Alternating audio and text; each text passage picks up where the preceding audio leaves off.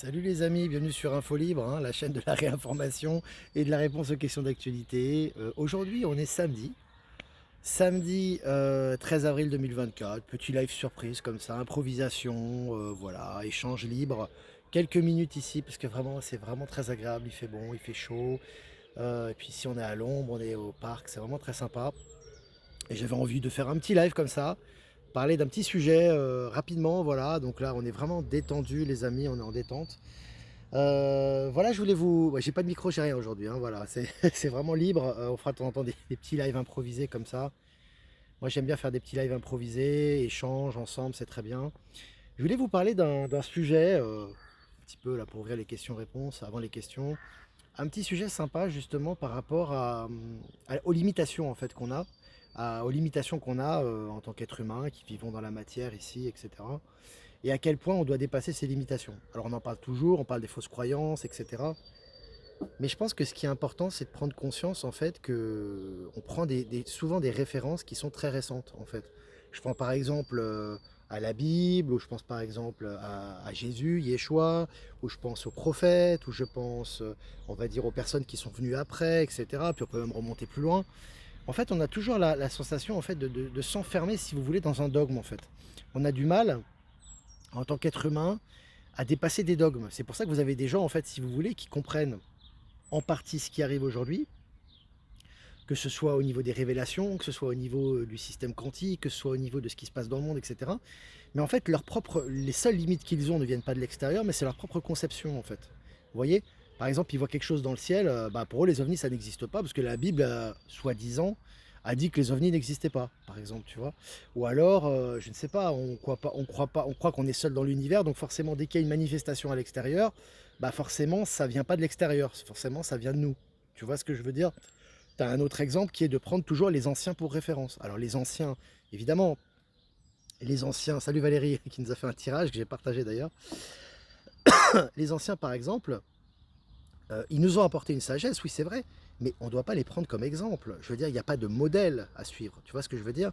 Il faut savoir qu'il y a 2000 ans, il y a 1500 ans, 2000 ou plus loin, les anciens qui ont transmis des enseignements, ont transmis les enseignements selon les connaissances qu'on leur a transmis à eux, qui venaient souvent des êtres stellaires. Donc c'est toujours une question de limitation, de conception. Comment dépasser ces conceptions, puisque l'on sait que la vérité est à l'intérieur de nous, comment utiliser ce que les anciens nous ont transmis pour dépasser cela. Et le problème, il est là, il est que les gens, la plupart de l'être humain en général, a toujours besoin d'avoir des références pour pouvoir se jauger dans l'univers, en fait. Mais le problème, c'est que les références qu'il a, bah, tout simplement, il doit les dépasser. C'est-à-dire qu'il ne doit pas, si tu veux, on va dire, se bloquer à une référence en elle-même, il doit la dépasser. Et le problème, c'est qu'il y a des gens, si vous voulez, je prends l'exemple de la Bible parce que c'est un exemple qui est très commun dans le monde aujourd'hui, c'est vraiment ça, mais je peux prendre le Coran, je peux prendre la Bhagavad Gita, je peux prendre plein d'enseignements, mais très souvent, en fait, si tu veux, tu le prends tellement pour référence que finalement, ça te bloque et ça t'empêche d'aller plus loin. Or, ces outils qui nous ont été donnés, que ce soit les anciens, que ce soit les prophètes, que ce soit les guides, que ce soit les archanges, en fait, c'est uniquement pour qu'on retrouve notre souveraineté et qu'on dépasse ça. C'est pour ça que vous avez des gens, en fait, si vous voulez, qui ont un niveau de compréhension, un niveau de lecture qui sera sans cesse limité aux conceptions et aux guides qu'ils ont choisis. C'est-à-dire que moi, j'ai choisi telle conception, pour moi, c'est judéo-chrétien, il y a Dieu, le diable, et il n'y a rien d'autre. Donc forcément, bah, tout ce qu'il y a d'extérieur, pour moi, je vais le relier à cet enseignement. Donc je ne vais pas pouvoir faire preuve d'intuition et voir ce qu'il y a derrière le voile, tu vois. Et le problème, c'est que souvent, vous avez que ce soit des lanceurs d'alerte, que ce soit des informateurs, que ce soit des guides, etc., qui sont tout le temps limités soit par les anciens, soit par les guides, soit par les livres, etc. Et le problème, c'est ça. Et c'est justement ce qu'on doit dépasser. Parce qu'aujourd'hui, bah, ce qui nous est demandé, ce que l'on nous demande à nous-mêmes finalement, par rapport aux énergies, c'est qu'on retrouve notre souveraineté. C'est-à-dire qu'on retrouve la vérité à l'intérieur de nous. Et ça nous demande de dépasser toutes les conceptions. Il y a un problème, moi je respecte immensément les travaux des anciens, mais le problème, c'est que très souvent, parfois on se limite, il y a des choses qui sont fausses également. Dans les travaux des anciens, dans la Bible, j'en parle même pas. Bon, ça, évidemment, c'est truffé d'erreurs. Mais je veux dire, même dans les choses qu'ont transmis les anciens, il y a des choses qui sont fausses. Vous voyez ce que je veux dire? À l'époque de la Bible, quand on écrivait la Bible ou les écrits anciens, on vous mettait pas, on pouvait pas, dans l'esprit des gens, mettre clairement les extraterrestres, les galactiques, les stellaires, l'intraterre, parce que les gens n'auraient même pas pu le conscientiser. Donc il fallait s'adapter à l'esprit de l'époque. Aujourd'hui, on est en 2024, on n'est pas il y a 2000 ans ou avant. Donc c'est toujours une question d'adaptation, de flexibilité et justement de cesser à la quintessence de ce que l'on nous enseigne. C'est très important. Par rapport aux anciens, on me dit souvent, parce que moi je dis que la Lune est un astre artificiel, je ne suis pas le seul à le dire, hein, voilà, il y a beaucoup d'expériences par rapport à ça, on ne va pas y revenir. Mais si tu veux, tu as des gens qui disent, oui, mais les anciens faisaient des cultes à la Lune, etc. Alors, et en fait, si tu veux, ils se bloquent là-dessus. Parce qu'il y a des anciens qui faisaient un culte à la Lune, donc la Lune est forcément un astre naturel. Mais c'est complètement faux. Je veux dire, parce que les anciens faisaient un culte à la Lune, que la Lune est un astre naturel qui a été là depuis la nuit des temps et qui est une ancienne planète qui a, on va dire, qui, voilà, hein, qui est en fin de vie.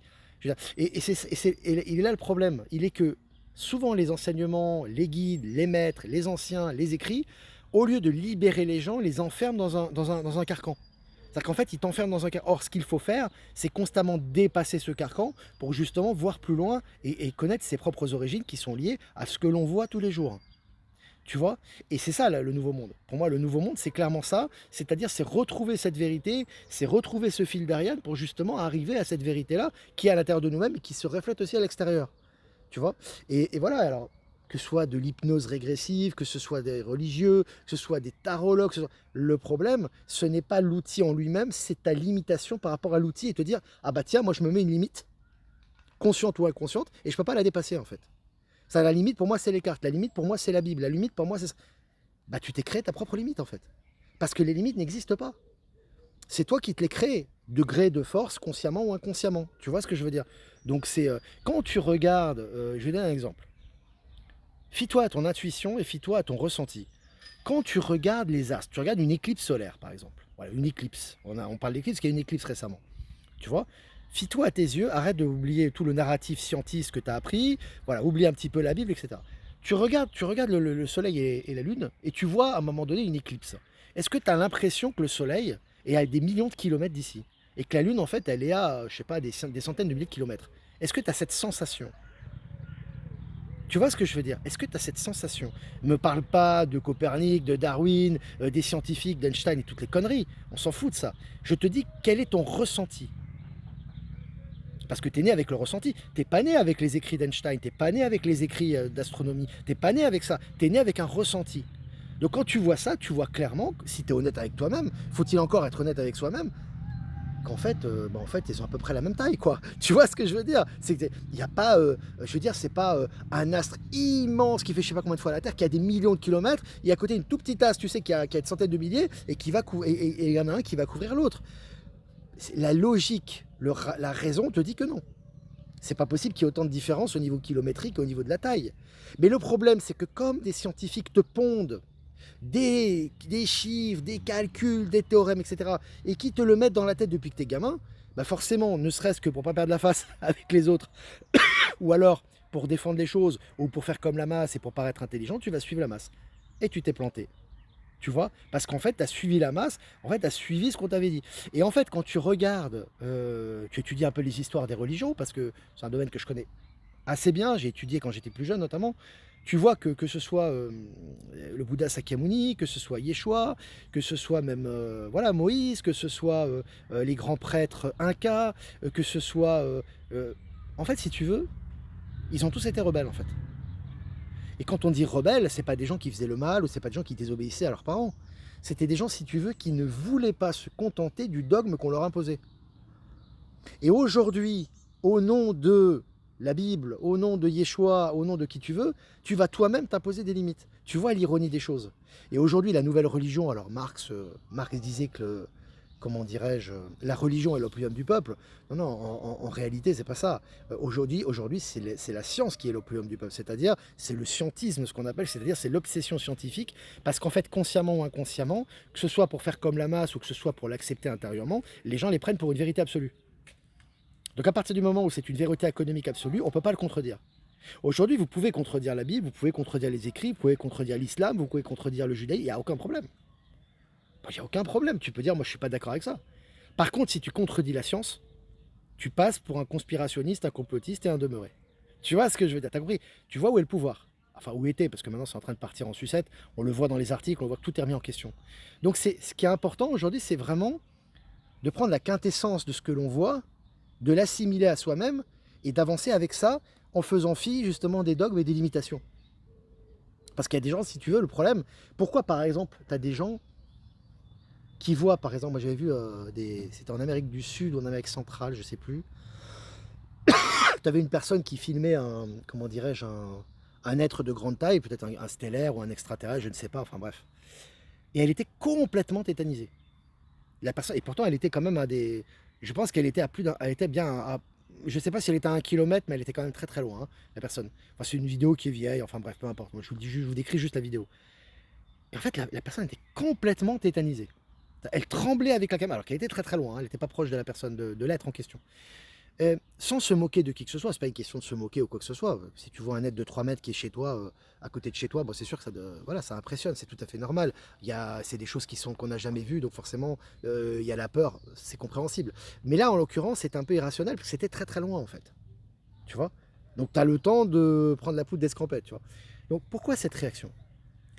Il y a quelque chose de très rationnel derrière. C'est parce qu'en fait, si tu veux, on a toujours peur de ce que l'on ne connaît pas et de ce que l'on ne conceptualise pas. C'est-à-dire que quelque chose, c'est pas simplement pas connaître, c'est-à-dire que pour nous, ce n'est pas possible, donc si ça apparaît, c'est forcément quelque chose de démoniaque.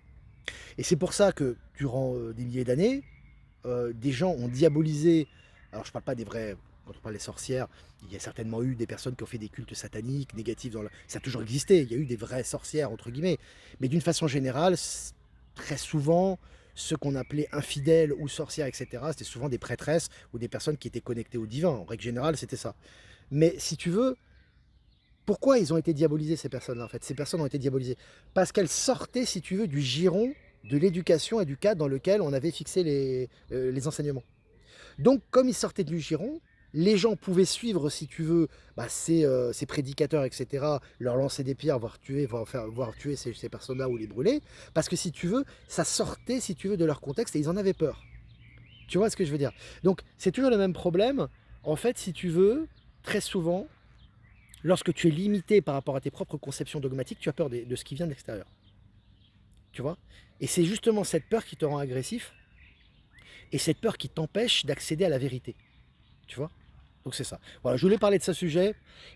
On en reparlera certainement bientôt. Voilà, j'avais envie de vous parler de ça parce que on remarque en fait, si tu veux, que le problème c'est que beaucoup de gens, alors pas tout le monde, et je pense que les ouvertures se font avec les énergies, etc. Mais énormément de gens sont limités par eux-mêmes, en fait. C'est eux-mêmes qui limitent. En fait, c'est pas un enseignement, c'est pas une personne. Aujourd'hui, tu peux avoir la possibilité d'aller au fond des choses. Il y a personne qui va arriver et qui va, à part peut-être le jugement, ou la peur du jugement, ou la peur de sortir du groupe ou du moule. Mais aujourd'hui, tu as la possibilité d'approfondir tes connaissances, et les énergies font que tu peux le faire et que tu peux appréhender cette réalité. Mais le problème, c'est en toi-même. C'est-à-dire que tu t'attaches à tes dogmes, et en fait tu dis, ah, si ça sort de ça, donc ça n'existe pas. Et là, tu t'es auto-limité en fait, tu vois. Donc voilà. Je pourrais en profiter vraiment de ce paysage, c'était vraiment sympa. Voilà. J'avais envie de vous faire ce petit live. Peut-être une surprise demain, les amis, mais comme ça dépend pas que de moi, je peux pas vous garantir. Je peux pas vous garantir. Voilà. Si vous avez des questions, les amis, n'hésitez pas, un rayon de supplémentaire dans mon week-end déjà ensoleillé. Super Jean-Luc. Il fait beau aujourd'hui, en tout cas ici il fait beau. Je pense qu'en France il y a pas mal de coins, il fait beau aujourd'hui. C'est très printanier, c'est presque estival, hein. Il fait vraiment chaud, je crois qu'il fait 25 degrés. Voilà. Alors, si vous avez une petite question, les amis, avant de vous laisser, il y a pas mal d'hélicoptères qui sont passés tout à l'heure, je ne sais pas ce qui s'est passé, mais c'était en train de vraiment déménager, quoi. Des guérisseuses, oui, des guérisseuses, des prêtresses, des déesses, des prêtresses, hein, je pense qu'on peut appeler ça comme ça, on peut appeler de prêtres, de prêtresses, guérisseuses. Peu importe le terme, j'ai envie de te dire, mais c'est toujours, si tu veux, une histoire de diabolisation de ce que l'on ne connaît pas et de ce qui sort, si tu veux, de notre cercle, si tu veux. Donc on en a peur, donc on est agressif. Parce qu'en fait, si tu as peur de quelque chose, tu es agressif, tu as l'atteinte de conservation qui te rend très agressif et qui rejette systématiquement les choses. Et en général, tu montres ces gens du doigt. Et ça existe encore en 2024, hein. Alors évidemment, aujourd'hui, tu brûles pas les gens sur place publique, mais tu les diabolises, tu bloques, tu dis voilà, c'est pas possible, non, il n'y a que ça, on est notre petite terre là, il n'y a rien autour. Voilà, surtout pas hein, changer le dogme. Puis c'est vrai que Jésus en a parlé, donc voilà, hein, donc ça c'est la clé. En général, tu dis Jésus, c'est bon, tout le monde se tait, tu vois. Or, lui-même t'a dit de sortir des dogmes, tu vois, c'est ça un peu l'ironie des choses, mais bon, bref. Voilà. Des fois, j'entrevois des ouvertures, c'est stimulant. Il y a un hélico là, les amis. Alors, il y a un gros hélico qui... Oh putain, c'est un hélicoptère. Excusez-moi pour le bruit, mais il y a un hélico qui part de l'hôpital. Alors, c'est par l'ignorance, oui, c'est notre propre ignorance, notre propre limitation. Il y a une espèce de fascination aussi du dogme, hein. C'est-à-dire, voilà, il y a un sauveur qui est venu. Et tu sais, moi, ce que je dis toujours, je ne sais pas si on m'entend là, parce que là, il y a du. Je pense que l'hélicoptère va partir. Euh, Tu sais, c'est intéressant aussi. En fait, si tu veux, en fait, le problème, c'est toujours une question de dogme. C'est une question de dogme, tu vois. Le problème, si tu veux, c'est que, c'est comme je dis par exemple, les gens qui parlent de la Bible. Je prends ça parce que souvent, les informateurs, ça, on parle souvent de la Bible, tu vois. Mais j'ai envie de te dire, officiellement, la Bible, elle a 2000 ans. On va pas revenir sur les dates, etc. Peu importe, on va dire officiellement, plus ou moins, ça a 2000 ans. Voilà, en gros, ça a 2000 ans. Moi, il y a deux parties que j'affectionne particulièrement dans la Bible, c'est la Genèse et l'Apocalypse, je trouve, enfin, les révélations que je trouve très intéressantes. Bon, bref, ça, c'est à part. Mais, je veux dire, donc avant 2000 ans, il n'y avait pas de civilisation, en fait.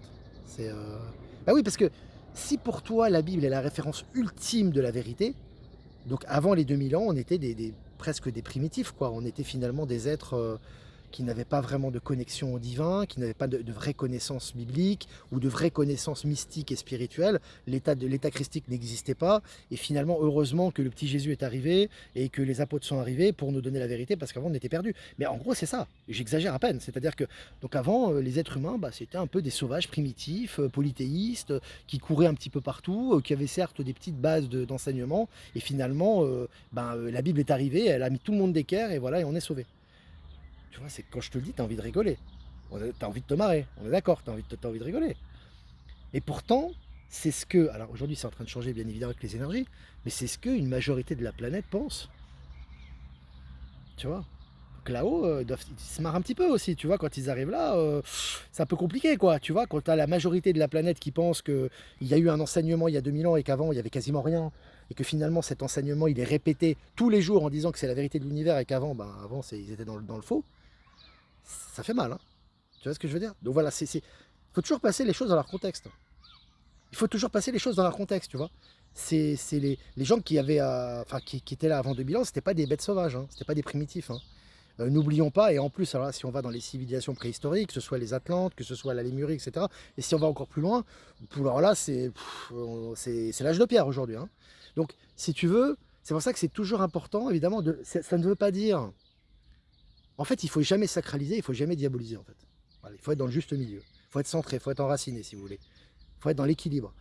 Ces choses qui nous ont été apportées ont de la valeur. Mais elles ont de la valeur parce qu'on est là. Et parce que ça fait partie de l'évolution. Mais en aucun cas, elles ont de la valeur parce qu'elles ont marqué un tournant dans l'histoire de l'humanité. L'humanité a toujours existé. Nous sommes à l'instant de la création.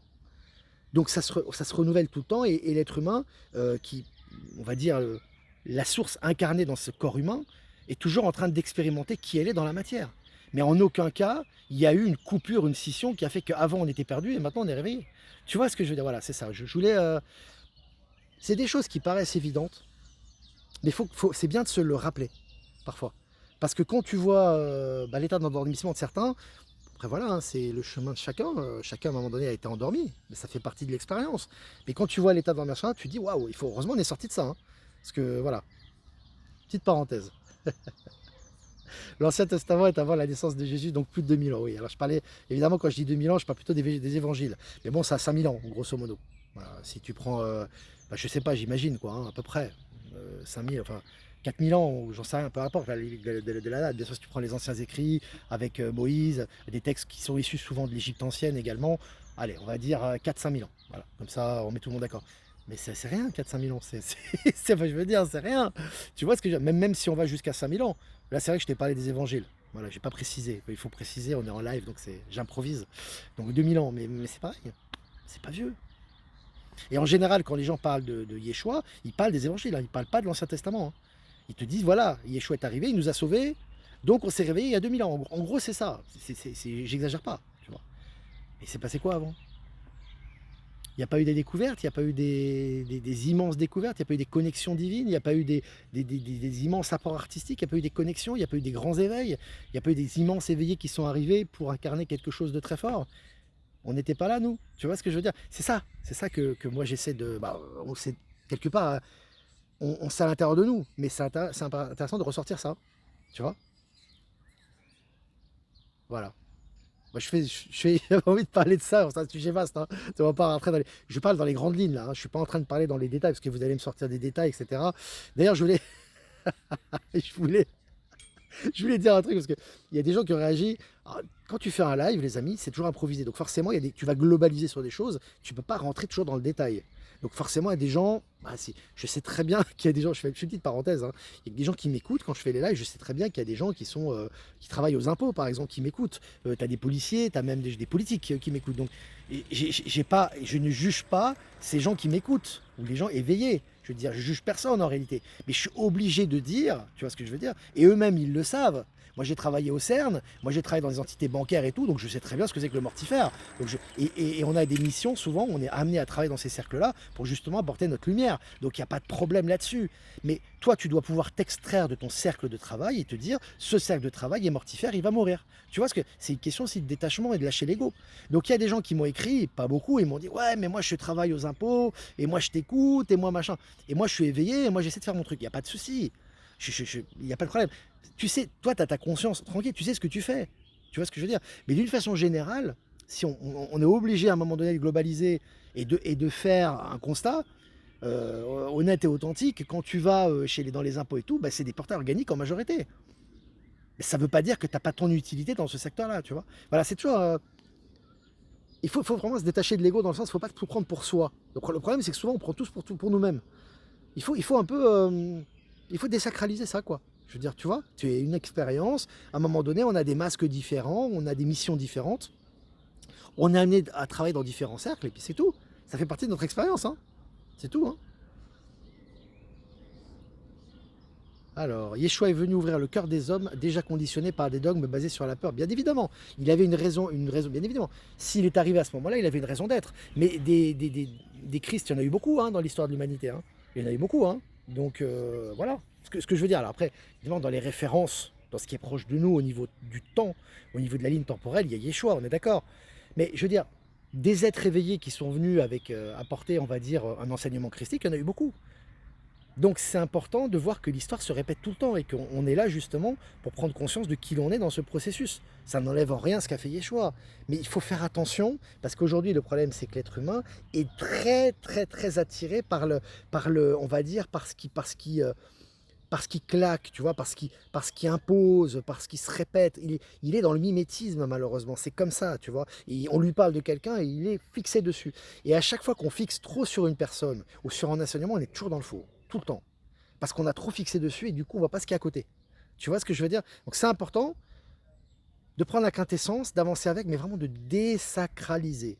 Parce que ces êtres ont toujours voulu que vous les désacralisiez. Et le problème, c'est que l'être humain, il a tendance à sacraliser. Et c'est pour ça que l'état profond, les dogmes religieux ont pu prendre en main ça pour vous soumettre à leurs propres principes. Vous voyez ce que je veux dire? C'est ça en fait, hein. C'est vraiment ce qui se passe, hein. Enfin, ce qui s'est passé en tout cas. Alors Ben Kenobi qui est là. Salut Ben. Le samedi, c'est rare hein, qu'on se retrouve. Sortir du dogme des religions faites pour dominer le monde. Bien sûr. Christ, messager du divin. Oui, exactement. Et puis les institutions ont besoin d'être infiltrées pour y apporter une autre énergie. Bien évidemment. Moi-même, j'ai travaillé dans des institutions corrompues. Il y a pas de problème. C'est pas moi qui ai dit je vais travailler là-bas parce que bah, j'y crois, parce que je trouve que c'est bien, etc. J'ai été amené à travailler là-dedans. Bah, j'ai incarné qui j'étais et le travail se fait. Il n'y a pas de hasard dans la vie, hein. Si on est amené à aller quelque part, c'est peut-être nous-mêmes qui l'avons choisi à un certain niveau. C'est même pas peut-être, c'est sûr. Même si on n'était pas conscient, forcément ici, dans notre incarnation. Tu vois? Donc voilà. Alors, si vous avez quelques questions, les amis, avant quoi. Jean-Luc est présent, ce n'est pas une critique, juste une précision. Qu'est-ce qui se passe, Jean-Luc? Non, parce qu'il y a des gens qui. Il faut réactualiser. Après 2000 ans, bah oui, c'est important. Non, mais tu sais, parce qu'il y en a qui. Il y en a qui m'ont dit. Ils ont été scandalisés parce que j'ai dit que dans la fonction publique, les huissiers et ceux qui travaillaient dans les impôts, c'était des portails organiques. Ils ont été choqués. Mais des portails organiques, t'en as partout. Hein. T'en as à l'hôpital, t'en as dans toutes les entreprises, hein, t'en as dans la rue. Simplement, c'est vrai que tu es obligé de dire. Bah, c'est vrai que quand tu fais en général, moi j'ai été témoin de ça, hein, c'est pas, j'ai pas sorti ça de mon chapeau, hein. Je vois qu'il y a beaucoup de portails organiques, mais c'est normal, parce qu'il faut, pour exécuter des telles besognes, faire tout le temps la même chose et aller dire aux gens, bah voilà, tu dois tel argent à l'État, sachant que beaucoup de gens qui travaillent aux impôts savent que c'est une arnaque, hein, faut le savoir, hein. C'est très, très important de le savoir. Et aller voir les gens pour aller les harceler pour prendre de l'argent, bah, faut quand même être un petit peu endormi quand même, hein, parce que là, tu vois? Alors après effectivement, tu as des belles âmes qui sont dans ce secteur-là, qui vont apporter quelque chose, il y a pas de problème. Évidemment, on fait des j'ai envie de dire, faut faire preuve de discernement aussi, c'est normal, c'est pas c'est comme ça. Il faut arriver à sortir du formatage, complètement. Oui, ça va bien, hein, ça me fait rire. Je travaille en mairie, nous discutons beaucoup ensemble et nous nous éveillons ensemble depuis 2018. Certains collègues changent, tout à fait. Mais parce que c'est les énergies, hein. C'est les énergies, ça change de partout maintenant, hein. Ça pénètre les énergies, c'est en train de tout purifier et pénètre tous les secteurs de la société, quels qu'ils soient. Donc forcément, tu as des gens qui s'éveillent à tous les niveaux, hein. Ça c'est sûr, hein, de toute façon, voilà, c'est normal. Est-ce que vous avez des questions, les amis? Moi, j'appelle ces gens les morts vivants. Vas-y, arrête un peu parce que là, je vais me faire engueuler. C'est pas toi qui vas recevoir les mails, c'est moi qui vais les recevoir, hein. Les gens, ils vont se dire, ouais, tu nous traites de morts vivants, nous on te regarde, on est éveillés. C'est bon, quoi, ça suffit, hein. Non, mais voilà. Voilà, les amis, bah écoutez, bon, on est resté 25 minutes ensemble, 220 abonnés, c'est bien pour un petit live surprise. Peut-être un live surprise demain, je vous le garantis pas. Je serai peut-être pas tout seul, les amis. Mais c'est entre guillemets. Voilà, je dis pas, voilà. Voilà, les amis. Voilà, je vous embrasse très fort. Bonne fin de samedi, bon dimanche, bonne fin de week-end, les amis. Profitez, vibrez haut. Actualité Telegram, comme d'habitude. N'hésitez pas à liker cette vidéo, partager sur tous les réseaux. Voilà, je vous embrasse, les amis, et je vous dis à demain peut-être, ou en tout cas au plus tard, à lundi, pour un prochain mini live. Allez, ciao, ciao.